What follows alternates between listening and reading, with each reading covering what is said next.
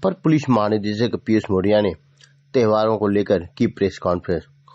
खबर उत्तर प्रदेश के मऊ जनपद से है, जहां आगामी त्योहार में लोकसभा सामान्य निर्वाचन 2024 को ध्यान में रखते हुए श्री पीयूष मोरिया, अपर पुलिस महानिदेशक वाराणसी द्वारा श्री अखिलेश कुमार, पुलिस महानिदेशक आजमगढ़ और श्री इला महाराज जी, पुलिस अधीक्षक मऊ के साथ पुलिस सभागार में पत्रकारों के साथ प्रेस कॉन्फ्रेंस किया। इस अवसर पर पुलिस महानिदेशक ने प्रत्येक पत्रकारों से परिचय जाना व त्योहार में रंग में भंग करने वाले पर कड़ी कार्रवाई करने का निर्देश दिया है।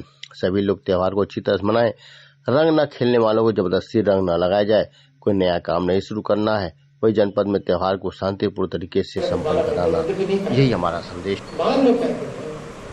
ऐसे में उसके बड़े उसे समझाएं, बताएं, जरा करें। साथ ही जिन पे फेंक देता है उन्हें भी हमने कहा, आज आपसे पहले शहर के बहुत सारे लोग यहाँ आए हुए थे, सब जो आपके नागरिक हैं, अलग अलग क्षेत्रों के प्रतिनिधि थे। हमने उनसे कहा, हिंदू भी थे, मुस्लिम भी थे, सिख भी थे, हमने उनसे कहा कि भाई मान लो कोई फेंक देता है तो आप अपने उन लोगों को समझाना कि ऐसे छोटे बच्चों की नादानी और नासमझी को नजरअंदाज करें।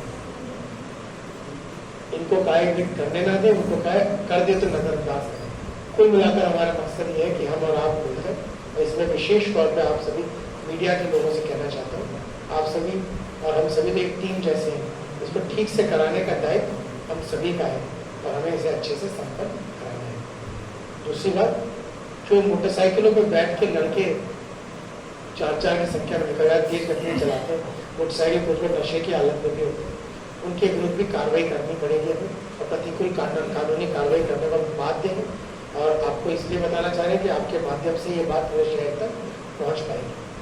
किसी भी अवस्था में हमने इनको कह दिया कि जब एक बार बता दिया अब दोबारा चेतावनी नहीं देंगे, अब हम कार्रवाई करेंगे।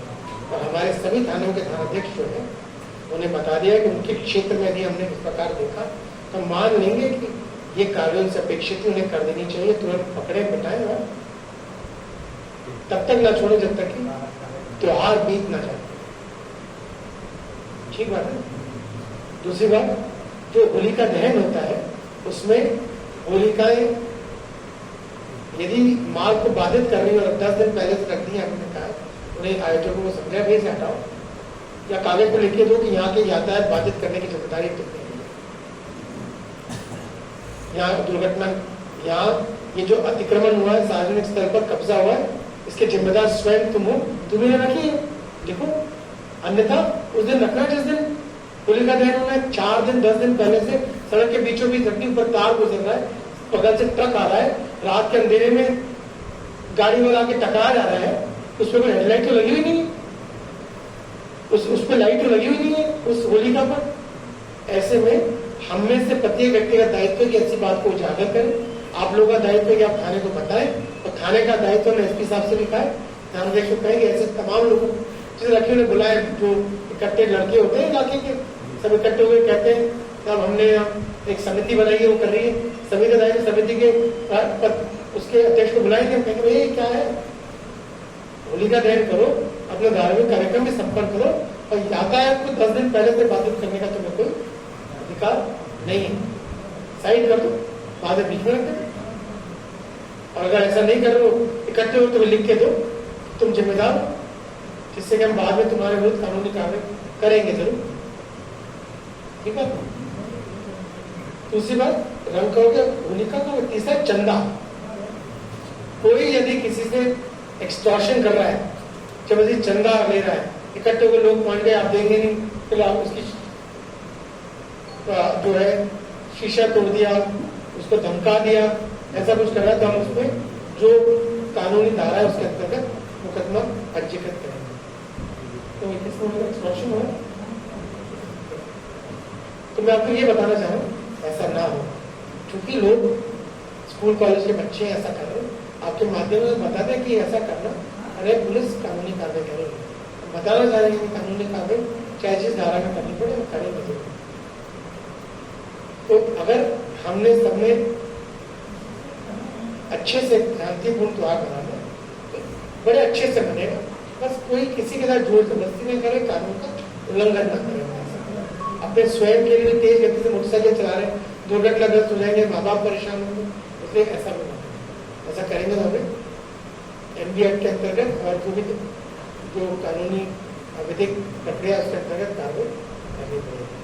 और हम चाहते हैं कि कुछ भी ना करना पड़े, हम चाहते तो ये भी है, हमने कहा सबसे अच्छा व्यवस्था वो होगी हम भी सादे में आके आपके साथ खड़े हो जाए और गोली खेलें। हम इसलिए नहीं कर पा रहे क्योंकि हमें जो लोग कानून का उल्लंघन कर रहे हैं उनके विरुद्ध कार्रवाई करने के लिए, उसको मॉनिटर करने के लिए, व्यवस्थित करने के लिए हमें वर्दी पहनकर ड्यूटी करनी पड़ रही है। चूंकि हम ड्यूटी कर रहे हैं तो आप सभी का सहयोग से ड्यूटी अच्छे से होगी और हम अच्छे से शांतिपूर्ण ढंग से त्योहार मना पाएंगे। आखिरी बात, इलेक्शन माननीय सुप्रीम कोर्ट के और हमारे जो शासन के हैं उनका हम 100% अनुपालन सुनिश्चित कराना चाहते हैं, आपके सहयोग से कराना चाहते हैं। आपके माध्यम से सभी टेंट हाउस वाले, लाउड स्पीकर वाले सभी को आप लोग बात को पहुंचाएं कि कोई भी इस प्रकार से लाउड स्पीकर का इस्तेमाल न करें, डीजे का इस्तेमाल न करें, बैंड बाजे का इस्तेमाल न करें, जिससे जो नियमों का उल्लंघन हो, यातायात बाधित होता हो, लोग परेशान होते हो, स्कूल का बच्चा पढ़ाई करते समय पढ़ाई न कर पाता हो, बीमार व्यक्ति को अस्पताल में अथवा मरीज को अपने घर में मुश्किल पैदा होती है।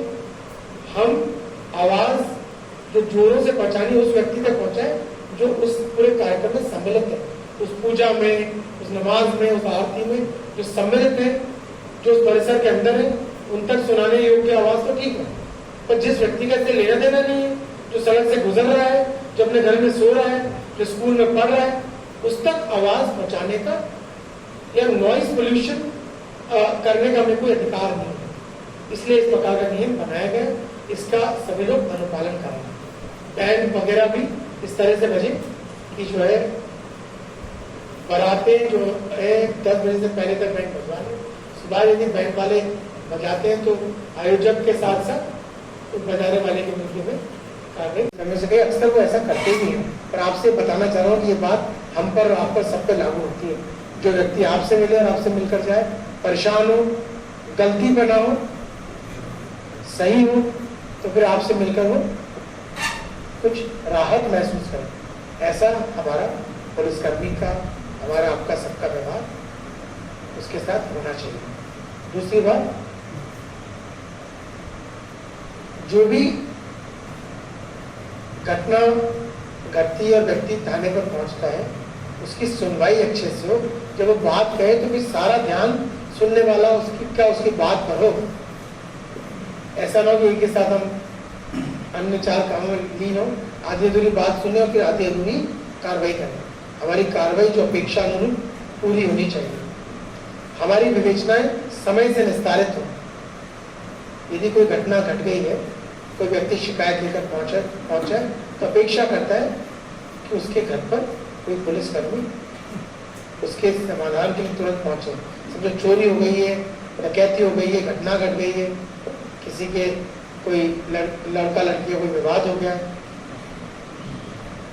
कोई मैरिटल डिसहार्मनी का केस है, पति पत्नी में मारपीट हो गई है, अड़ोसी पड़ोसी को जमीन को लेकर झगड़ा, व्यक्ति जब थाने पहुंचता है तो अपेक्षा के साथ पहुंचता है कि तुरंत मदद पहुंचेगी। यदि पहुंच रही अच्छी बात है। अक्सर मैं देख रहा हूँ जब से हमारी 112 का व्यवस्था शुरू हुई है, अक्सर कुछ मिनटों में 10 मिनट, 15 मिनट, 20 मिनट पुलिसकर्मी उसके घर पहुंच जाते तो समाधान प्रारंभ भी कर सकते हैं।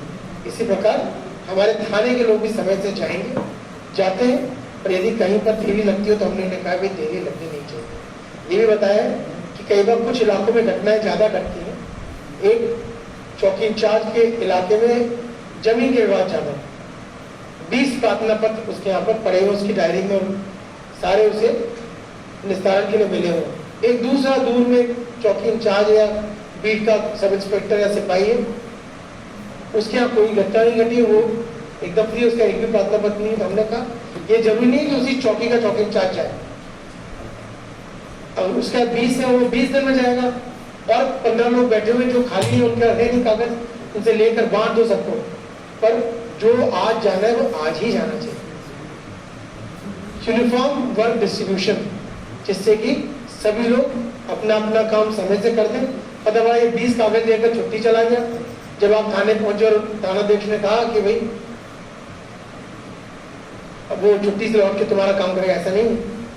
ये जिम्मा मेरा है, इनका और इनका है, हमारा है। ऐसे हमारे थानाध्यक्ष का है कि थाने वाले तमाम काम समय से पूरे कराएं, और समय से पूरे कराने के लिए सारा काम बांट देना जरूरी है। तो हमसे हमने ये भी उन्हें निर्देशित किया, चाहे पासपोर्ट वेरिफिकेशन हो, पता पड़ा 10 दिन से पड़ा हुआ वेरीफाई नहीं हुआ, और दूसरे थाने में बीट काउंसिलर के पास सारे खत्म हो गए, तो हम बांट दे, फटाफट कराएं, ईमानदारी से तुरंत कराकर कार्रवाई अपने कार्य को पूर्ण करें। तीसरी बात, जब ये सब काम हो जाते हैं तो हम ये सुनिश्चित कर लें कि उसकी गुणवत्ता वैसी है जैसी अपेक्षित थी। यदि कहीं कोई अपेक्षित स्तर की कार्रवाई नहीं हुई है तो थानाध्यक्ष, सीओ, क्षेत्राधिकारी, एडिशनल एसपी, एसपी, हम सब सुपरवाइजरी अधिकारी ये देखें कि सिर्फ कागजी निस्तारण ना हुआ, बल्कि वास्तव में वो व्यक्ति जो आउटकम चाहता था उस प्रकार की आउटकम उसे मिली। तो ये बातें हमने आज सभी लोगों से कही। आने वाले दिनों के लिए जो रमजान का महीना चल रहा है, ईद का त्योहार आने वाला है, होली का त्योहार